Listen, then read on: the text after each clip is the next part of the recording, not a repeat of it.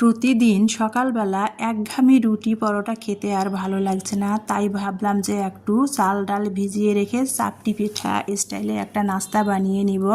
তো যেই কাজ সেই কথা, 1 ঘন্টা আগে কিন্তু আমি যে চালটা দিয়ে আমরা ভাত খাই সেই চালটা আর মসুরের ডাল ভিজিয়ে রেখে দিয়েছিলাম। আতপ চাল দিলে আরও ভালো হতো, তা আমি দিলাম না, 1 ঘন্টা আগে ভিজিয়ে রেখে দিয়েছিলাম। তারপরে 1 ঘন্টা পর আমি চাল ডালটা ভালো করে ধুয়ে তারপরে ব্লেন্ড করব। ব্লেন্ড করার সময় এখানে 3-4টা কাঁচামরিচ, 10-12টা রসুনের কোয়া, 2টা দেশি পেঁয়াজ, তারপরে 1 গেরো আদা দিয়ে আমি ভেজানো চাল ডালটা একসাথে সব কিছু দিয়ে ব্লেন্ড করে নিচ্ছি। 1 টেবিল চামচ পরিমাণ পানি দিয়ে তো বেটারটা ভালো করে চাল ডালের ব্লেন্ড করে নেওয়ার পরে এখানে আমি স্বাদ মতো লবণ দিলাম, হলুদের গুঁড়ো, মরিচের গুঁড়া, জিরা ধনিয়ার গুঁড়া আর 1 চিমটি টেস্টিং সল্ট আমি আমার স্টাইলে স্বাদের জন্য দিয়েছিলাম, না দিলেও হয়।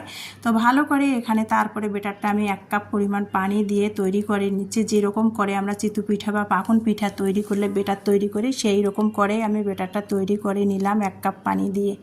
এখন আমি চুলার মধ্যে কড়াই বসিয়ে দিয়ে বেটারটা ভালো করে চামচের সাহায্যে নেড়ে চেড়ে নিয়ে কড়াইটা গরম হয়ে গেলো, তেল ব্রাশ করে দিয়েছি। তেল ব্রাশ করে কড়াইটা ভালো করে গরম করে নিয়ে এখন আমি আমার স্টাইলে শেপ করে নিচ্ছি, নিয়ে চাপটি পিঠাটা বানাচ্ছিলাম। আর চুলার জালটা আমি লো হিটে দিয়ে আমি চাপটি পিঠাটা বানিয়ে নিলাম। তো এটা আমরা আজকে সকালে নাস্তা খাবো। চাপটি পিঠা গতকালকে মাটন কষা রয়েছে, সেটা দিয়ে আজকে চাপটি পিঠা খাবো। তো মাটন কষাটা আমি ফ্রিজ থেকে বের করে গরম করে নিলাম, আর চাপটি পিঠাটা গরম গরম এখন সকালে নাস্তা খাচ্ছি, চাপটি পিঠা মাটন কষা।